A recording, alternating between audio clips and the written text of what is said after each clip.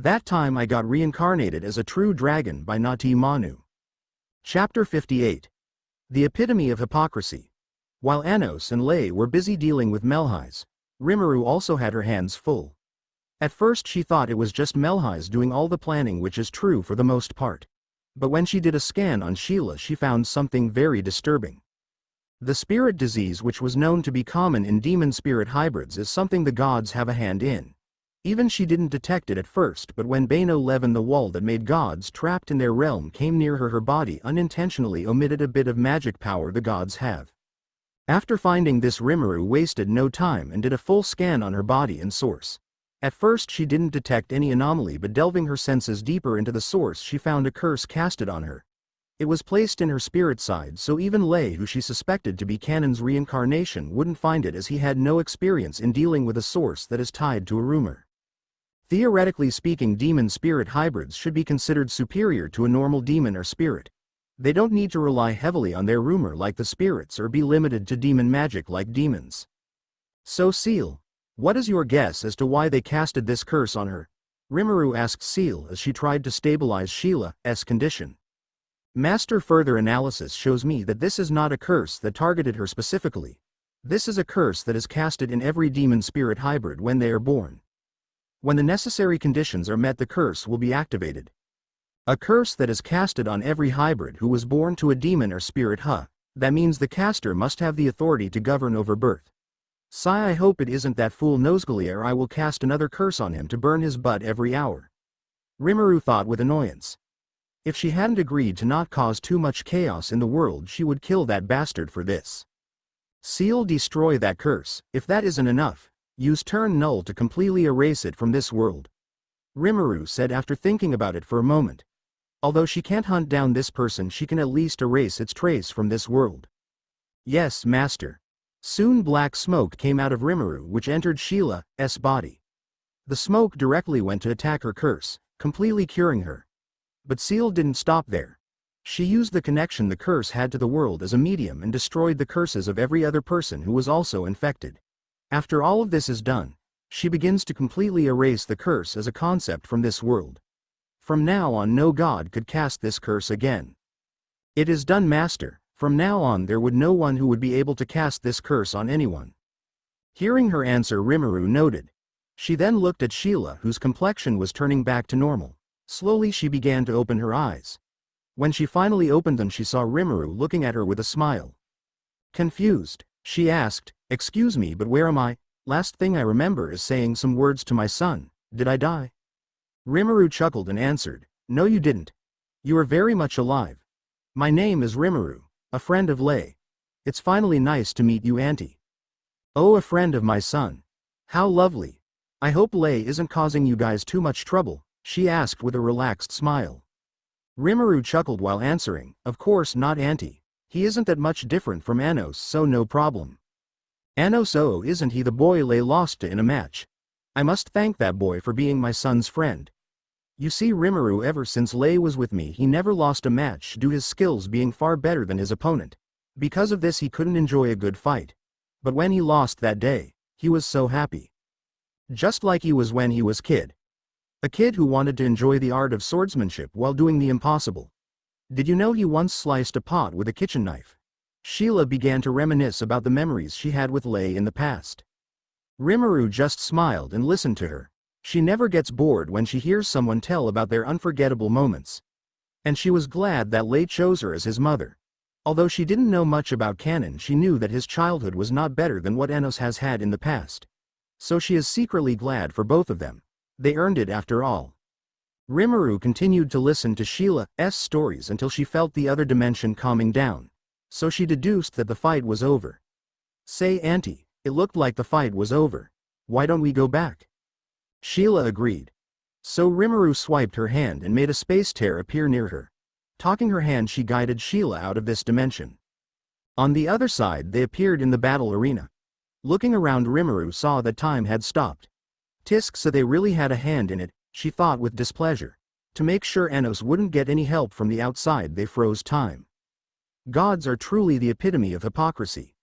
They would make a huge fuss if someone abuses their authority, but they say nothing when they themselves abuse it. Is something the matter, Rimuru? Sheila asked worriedly. Rimuru looked like she was barely holding back her anger. Hearing her words, Rimuru snapped back to her senses. She looked at Sheila and said apologetically, "No, it's all right. I was just in my own thoughts. Say, since this tournament is about to be over, why don't take a seat and watch the rest?" Sheila nodded her head in agreement. Although she couldn't see her son's fight, she wanted to at least enjoy herself with him by her side. Soon they left the stage and headed towards the place where Anos's parents were seated. Arriving there, Rimuru let Sheila sit on an empty seat near them. And just as they were seated, time began to flow again. The stage was covered in a dense layer of dust, making the audience unable to see the winner. Soon the dust left the arena and there lay in the ground while his magic sword broken in two. The victor was obvious to anyone. Winner Anos Voldigode, the judge announced as the crowd cheered. Chapter 59. Departure. Are you sure you can't stay for a while, Rimuru-chan? Isabella asked Rimuru while tears came down her face. Seeing her expression, Rimuru for a moment reconsidered her decision to leave but ultimately chose to go against it. It's not like she doesn't like this world. In fact, she was even intending to stay till Anos regained his throne, but the other side needed her more than ever. So she reluctantly separated herself from Isabella, who was hugging her like a koala. She comforted while saying, "I'm sorry, Auntie, but my family needs me to come back home. And you talk like I won't visit you again. Although I may not be able to come back for a few months, I definitely will be back, so cheer up, will ya?" She sniffed and asked, "You promise?" It seems like she calmed down hearing those words. Rimuru smiled and gave a thumbs up and said, "Of course, I always keep my promises." "Yay!" Isabella cheered happily. "Did you hear that, honey? Rimuru will come back to us," she said excitedly to her husband Gusta. Gusta also shared her enthusiasm and danced while saying, "I heard it loud and clear, honey. We should definitely throw a big party to welcome her." "Oh, I know we will be Rimuru's favorite with." Isabella also joined in, making the atmosphere quite cheerful. Rimuru, looking at their behavior, smiled happily. Even though she hasn't left yet, they're already planning a party to welcome her when she comes back. Truly they're very unique, she thought.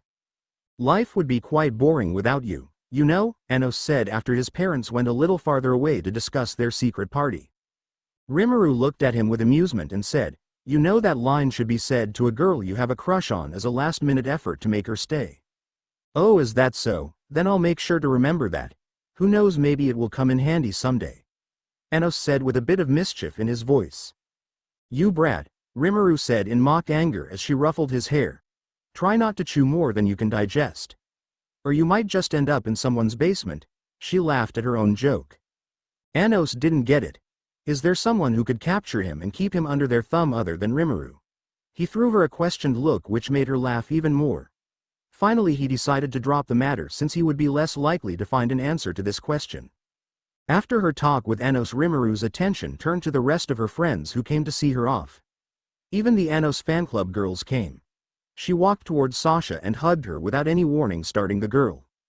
Even though Sasha reflexively tried to break free from the hug, how can a normal overpower a true dragon in raw strength? Rimuru whispered in her ears.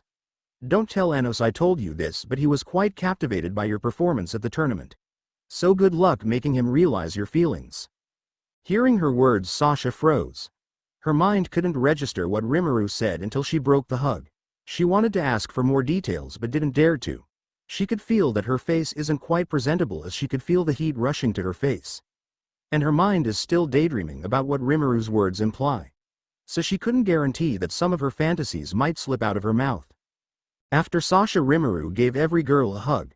Some girls from the fan club cried when they received their hugs. And finally it was Lei's turn. "Although our time together was short, it was nice knowing you, Lei. It was truly fun," Rimuru said, giving her hand for a handshake. Lei smiled and took her hand and gave it a firm shake. "It was my pleasure knowing you, Miss Rimuru. Thank you everything you did for me." Rimuru chuckled and said, "Don't worry about the small stuff. I just did something that you earned yourself."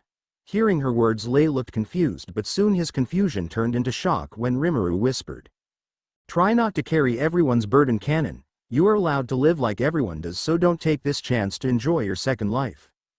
Saying those words, Rimuru turned around and left him. She again walked towards Anos and said, "Anos, Although I might not be able to witness your coronation, you must remember you always have my support.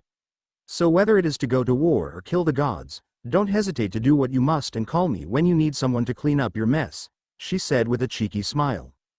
Anos smiled at her words. True, if Rimuru has his back, then everything would be fine. As someone who spent most of his life with her, he knew when Rimuru made a promise that promise would be kept.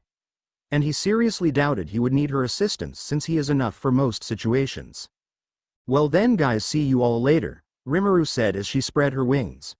With a flap of her wings she took off to the sky. Wait, how does Rimuru have wings? Those aren't made from magic, right? Sasha asked in surprise. As far as she knew, demons don't have any wings. Anos looked at her weirdly and then a look of realization hit her. Oh right, you guys never really noticed it, huh? You see, Sasha, Rimuru was never a demon in the first place. Huh, but how is that possible? She wore a black uniform. As far as I know, you must be a full-blooded demon to wear that. It was Misa who asked this question. As the leader of the Unitarians, she knew about this subject more than others.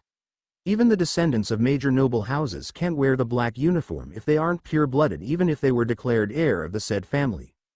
Anos chuckled and said, "It is fairly simple actually. The Demon King's advisor wasn't a pure-blooded demon. But even so, every demon respects her. And the Academy couldn't possibly give someone who was said to be her reincarnation a lower status, right?" Hearing her words, everyone had to nod their heads in agreement.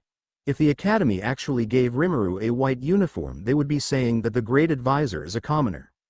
Rimuru stopped moving. Misha suddenly said, drawing everyone's attention. Looking up, they saw that Rimuru was suspended in the air. Narrowing his eyes, Anos used his magic eyes to see what was happening, and the result was quite surprising. Oh, this quite surprising. Hearing his words, Lei asked, "What happened, Anos? Did someone attack Rimuru when we were not looking?" Hearing his concerns, Anos shook his head and said, "Don't worry, it's nothing too serious. It's just a group morons thought they could trap Rimuru and finish her off by using their bodies as sacrifices." "How is that not serious? We gotta help her," shouted Sasha as she readied herself to fly and assist her. But before she could do anything, she was held back by Anos. Anos looked unbothered by everything and said, "Don't worry about her. She can handle this just fine. And besides, you still don't know what her race is, do you?" "So what is it?" Sasha asked, annoyed. Anos smiled and said, "Rimuru is a dragon, a true dragon to be more specific. And her title is Void Empress." As they heard his words, they all looked at Rimuru in unison, and they then saw it. Black smoke came out of Rimuru's body and completely covered her body that began to grow in size. And finally Rimuru's dragon form was revealed after the smoke dissipated. With a little breath attack that is fused with turn null energy, she made a hole in the dimensional barrier. And with a flap of her wings she entered the hole and disappeared from this world. Shortly after, the gods self-detonated and supplied enough energy for the world barrier to regenerate. "See, I told you she got it under control," Anos said to his shocked friends. But no one answered him, as they were too shocked to register what he said.